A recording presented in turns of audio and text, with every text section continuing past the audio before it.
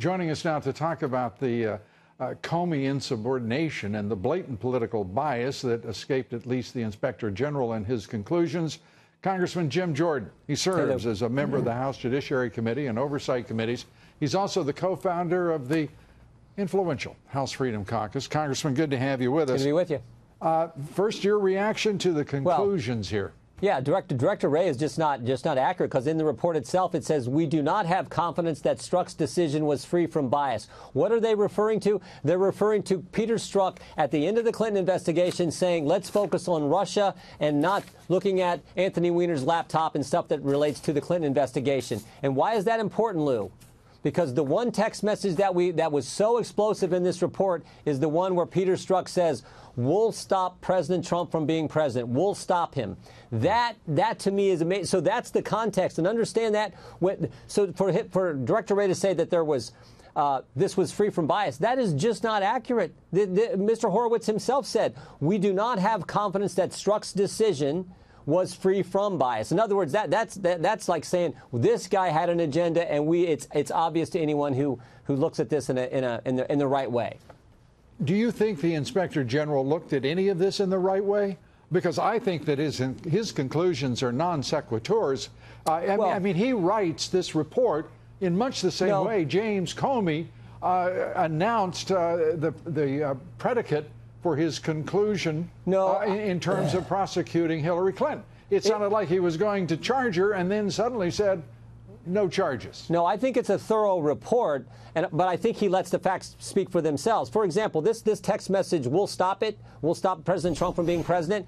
Remember when this comes. This is just 8 days after Peter Strzok has opened the Russia-Trump investigation. They opened it on July 31st. This "We'll stop it" text message happens on August 8th. And then just 6 days later, we have the text message that refers to the insurance policy. And then just a few weeks after that, we have POTUS wants to know everything. President Obama wants to know everything we're doing. So when you look at that in context, this is scary stuff. And this is why it's important that we do get Peter Strzok in for a deposition, why we do get Rod Rosenstein and Christopher Wray under oath in front of our committees in just a few weeks. That's why that kind of thing is important. Here's why I think that we've got a problem. And that is that we can't rely on Congress for investigations. It's been demonstrated since Benghazi and Fast and Furious. Secondly, we have an Inspector General who is drawing conclusions that frankly, it's moronic what he does, are immensely duplicitous and deceitful what he does. You choose. Because this is, I mean, his conclusions do not comport in any way to a causal relationship that is laid out, as you say clearly in the report. The misconduct of 5 FBI agents and the injection of their personal politics. They're using devices, their personal telephones in the clear, insecure phones to carry out government business, classified business, top secret business in point of fact.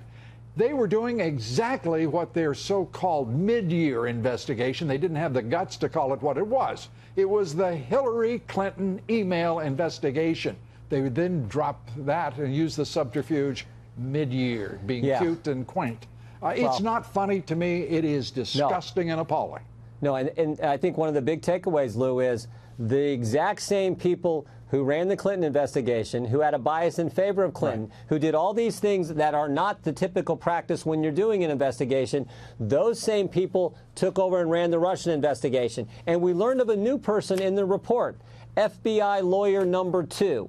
So remember, you had Strzok and Page, who ran the Clinton investigation, ran the Russian Trump investigation, and were put on Mueller's team. We now also find out from this report that FBI lawyer number 2 was part of the Clinton investigation, was the primary lawyer, Mr. Horowitz's words, on the Trump-Russia investigation at the FBI, and then was also put on Mueller's team. I find that I want to know who this lawyer is. I want to know who FBI lawyer number 2, I want to know who that individual is. We need that person to come in and be deposed as well. So that's one more person who was Clinton investigation, Trump investigation, on Mueller's team, subsequently removed from Mueller's team because of the bias that they had. 3 top attorneys within the FBI on the same train with the 3 same stops and ultimately ending up on Mueller's team. It is so clearly an anti-Trump bias It is so clearly a Hillary Clinton bias in support of her candidacy. We're not talking about abstractions here. We're not talking about philosophy. We're talking about, if we've got this, I would love to have these comments on bias. If we got that number 7 ready to go, folks in the control room, I'm speaking to you, please. I could not hear your answer. Okay, we don't have it. I'll read it. Lou, okay, go ahead. I'm sorry. This is Lisa Page speaking. On March 3rd, 2016, God, Trump is a loathsome human. March 3rd, 2016, in that conversation. Strzok, oh my God, Trump's an idiot.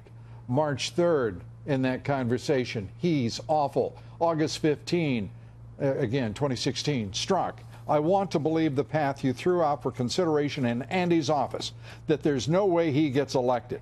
But I'm afraid we can't take that risk. It's like an insurance policy in the unlikely event you die before you're 40. Right. I mean, this is, and this man, Horowitz, and everybody wants to treat him with kid gloves, cannot find bias that was acted upon out of a political motive amongst those 5.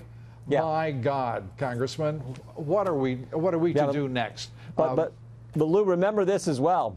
The most explosive text message was the one we didn't get to see until today. Right. The one that says, we'll stop it. Now, think about this. The Attorney General said there's like 50-some thousand text messages between Strzok and Page, whatever number it is, some huge number. We've got to see all those ones you just read. We've seen those before. The insurance policy, Trump should lose $100 million to zero, all the bias that they have. But the one that's the most explosive, they hide from us until today. Now, why is that?